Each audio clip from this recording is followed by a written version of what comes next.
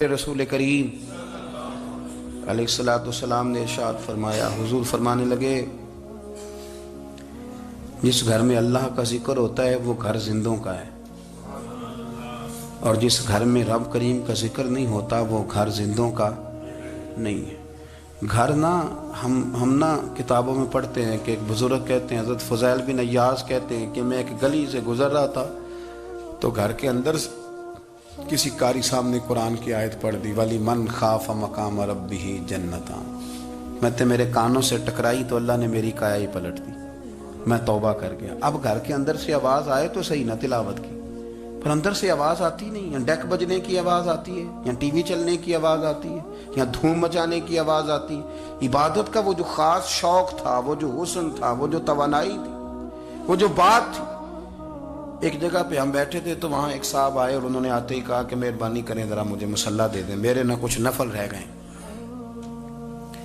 تو میں نے وضو کر لیا تو کوئی مصلی مل جائے، مصلی انہیں دے دیا گیا، وہ مصلی لے کے چلے گئے۔ تو پیچھے ایک صاحب نے تبصرہ کیا، کہنے کتنا ریاکار بندہ ہے، لوگوں کو دکھا رہا ہے کہ میں نفل پڑھتا ہوں، ہے کوئی بات کرنے والی؟ میں نے اسے کہا تو مہربانی کرنا، اس طرح کی ریاکاری تو بھی کر، پکڑ مصلی اور جا تو بھی تھوڑی ریاکاری کر کے آ، اٹھ ذرا شکر کر، کوئی یہ ریاکار بھی ملا ہے، کوئی نفل پڑھ کے ریاکاری کر رہا ہے اللہ کا۔ میں کہتا ہوں کو پڑھے تو صحیح نہیں، یہ کوئی دور ہے نفل پڑھنے کا؟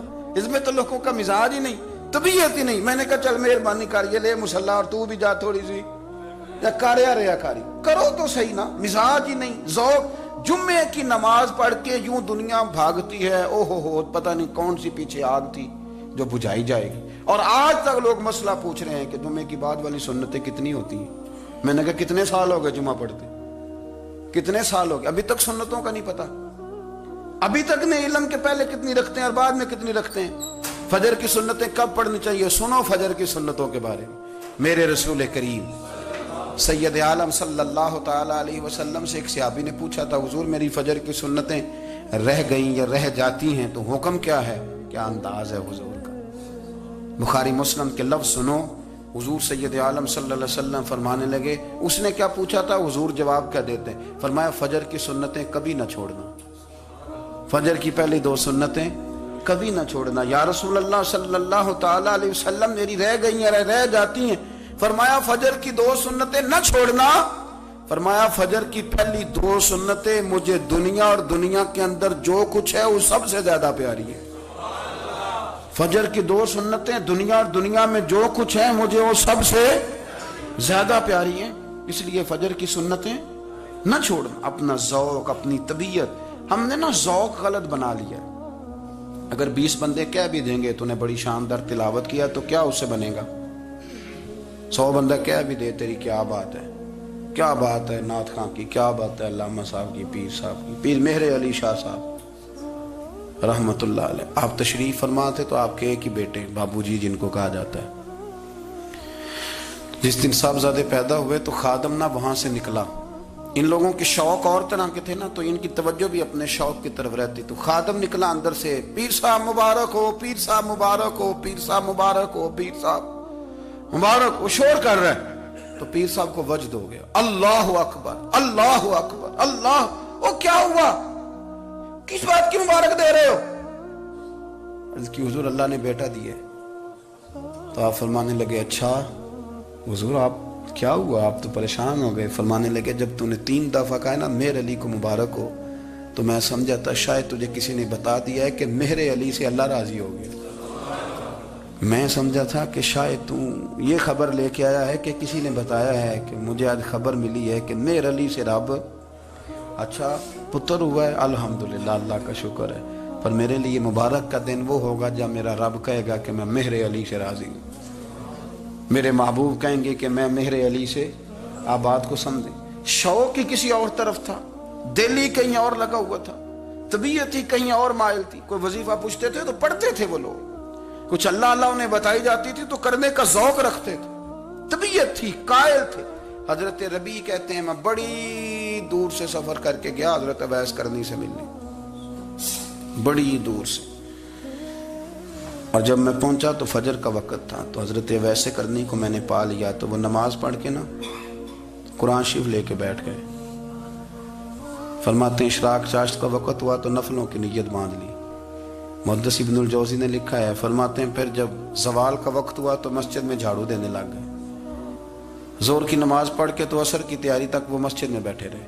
اور میرے نبی پاک علیہ السلام نے فرمایا جو نماز کے انتظار میں بیٹھا ہو وہ نماز ہی میں ہے، وہ نماز ہی میں ہے. فرمایا میری دنیا، میری امت کی جو رہبانیت ہے نا وہ اتنی ہے کہ نماز کا انتظار کرے. اذان کے بعد نماز کا یہ راہب ہے، یہ اس وقت چھوڑ کے بیٹھے ہیں سارا کچھ. فرماتے ہیں عصر تک انہوں نے اللہ اللہ کی، پھر مغرب تک کی، عشاء کی نماز ہوئی تو نماز پڑھی تو وہ تھک گئے.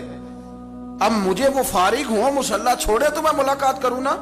یہ آپ حیران نہ ہو کہ اتنی دیر بندہ کیسے اللہ اللہ کر. ہم نے کی نہیں نا اس لیے ہم پریشان ہیں. جو عادی ہوتے ہیں وہ کر بھی لیتے ہیں. وہ یہ کام، میری بات کی سمجھ آ رہی ہے؟ جب جاتے ہو کسی دفتر میں تو 8 گھنٹے کھڑے رہ لیتے ہو نا.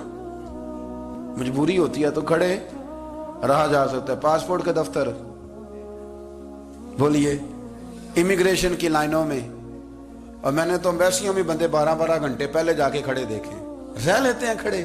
تو اگر ان کاموں کے لیے رہا جاتا ہے تو اللہ رسول کے لیے بھی کھڑے رہا جا سکتا ہے. تو فرمانے لگے کہ جب عشاء کی نماز کے بعد آخر انسان تھے، تھک گئے، نیند کا غلبہ ہوا تو تھوڑی ایسے آنکھ بند ہوئی تو کھلی تو رونے لگے. حضرت اب ایسے کر دیا، رو کے کہنے لگے مالک مجھے غافل تو نہ کر، ابھی میں نے کیا بھی کچھ نہیں، دن ختم ہو گیا، کوئی نفل نہیں، کوئی اللہ اللہ نہیں، اللہ مجھے غافل نہ کر، میری مدد فرما. فرماتے ہیں جب وہ روئے تو میرے ساتھ جو شخص تھا میں نے کہا اٹھو چلیں. کہنے لگا حضور ملنا نہیں. فرمایا جو میں لینے آیا تھا وہ مجھے مل گیا، جو میں ان سے سیکھنے آیا تھا وہ مجھے نصیب ہو گیا، اب اور میں نے کیا لینا، ختم ہو گئی بات، اٹھو چلیں. اللہ کے بندوں نے حضرت ربیہ بن کعب اسلمی رضی اللہ تعالیٰ عنہ فرماتے ہیں، کہتے ہیں جب بنو قریظہ اور بنو نذیر یہودیوں کے ساتھ حضور علیہ السلام نے جنگ کا اعلان فرمایا تو وہ دشمن ہو گئے. ہمیں خطرہ تھا کہ وہ رات کو کہیں محبوب کو تکلیف نہ دیں، تو کچھ لوگ نا تلواریں لے کے نبی پاک کے دروازے پہ پہرے داری کرتے تھے. گن مین رکھنا حرام نہیں، اگر کسی کو واقعی خطرہ ہو تو اس کے لیے سنت بھی ہے. حضرت علی المرتضیٰ تلوار لے کے حضور کے گھر کا پہرا دیتے تھے. حضرت ربیہ بن کعب اسلمی رضی اللہ تعالیٰ عنہ فرماتے ہیں کہ رات میری ڈیوٹی تھی کہ میں حضور کے گھر کا پہرا دوں گا. تو فرماتے ہیں میں باہر سن رہا تھا، ساری رات ہی میرے نبی پاک نے اللہ کی تسبیح پڑھی، ساری رات، کبھی تسبیح، کبھی تحلیل، کبھی تحمید، کبھی تکبیر، ساری رات. فرماتے ہیں ساری رات حضور پڑھتے رہے اور ساری رات ہی میں سنتا رہا. مجھے اونگ آ گئی، میری آنکھ لگ گئی، حضور ابھی پڑھ رہے تھے، میں تھک کے سو گیا. اور فرماتے ہیں جب میری آنکھ دوبارہ سے کھلی تو میرے کانوں میں پھر کوئی چیز گونجی تو میں نے کان لگایا تو میرے حبیب ابھی بھی اللہ کو یاد کر رہے. ساری رات حضور رب کی عبادت کرتے. اسی لیے تو کہا یا ایھا المزمل قم اللیل الا قلیلا، حبیب ساری رات تو نہ جاگا کر، تھوڑا آرام بھی کر لیا کر. میرے بھائی اپنا مصلی، اپنی عبادات، اپنے وظائف، اللہ اللہ جو آپ نے کسی سے سیکھی ہے اس کو کبھی کمزور نہ ہونے دیں. شجرہ شریف جو کسی بزرگ سے آپ لے لیتے ہیں تو کیا رسم ہے کوئی؟ اس پہ کچھ لکھا ہوتا ہے، وہ پڑھنے کے لیے دیا جاتا ہے. اس پہ لکھا ہوتا ہے کہ یہ اللہ اللہ آپ نے کرنی ہے. ساری زندگی کسی اسکول میں داخل ہو گئے اور وہاں جا کے آپ نصاب ہی نہ پڑھیں، کتاب ہی نہ کھولیں تو پاس ہو جائیں گے؟ وہ کہتے ہیں میں 20 سال جاتا رہا ملا کچھ نہیں. تو آپ نے لیا کیا ہے؟ ایک اتنی سی کتاب تھی، اس کو تو کھول کے آپ دیکھ نہیں سکے، اس کے وظائف تک تو رسائی نہ ہوئی. اس لیے کہ اللہ اللہ کرنا مشکل ہے اور تصویر کھچانا یہ آسان کام ہے. تو جو آسان ہے اس طرف ہماری توجہ لگی رہتی ہے اور جو مشکل ہے اس طرف ہم ذوق پیدا نہیں کرتے. یا ایھا الناس اعبدوا ربکم الذی خلقکم والذین من قبلکم لعلکم تتقون. اے لوگوں اس رب کی عبادت کرو جس نے تمہیں پیدا کیا اور تم سے پہلوں کو پیدا کیا، اس لیے عبادت کرو کہ تم پرہیزگار ہو جاؤ گے. مالک سمجھنے کی توفیق عطا فرمائے.